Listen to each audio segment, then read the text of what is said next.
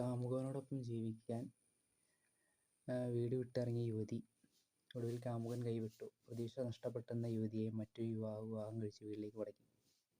എന്താലേ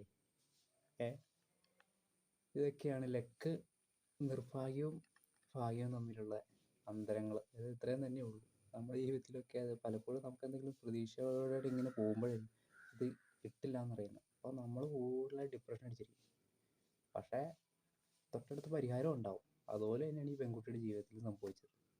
ഒരുപാട് ഒളിച്ചോടിയൊക്കെ വന്നു, കാമുകൻ കൈവിട്ടു. ഇനി എന്ത് ചെയ്യും? ഈ നിരാശയാണ്. ആ പെൺകുട്ടി ആത്മഹത്യ ചെയ്യാൻ തോന്നിയില്ല. കാരണം അവിടെ വേറെ ഒരുത്തന് ഇതിനായിട്ടും പെണ്ണും കിട്ടിയില്ല, ഒന്നും കിട്ടിയില്ല.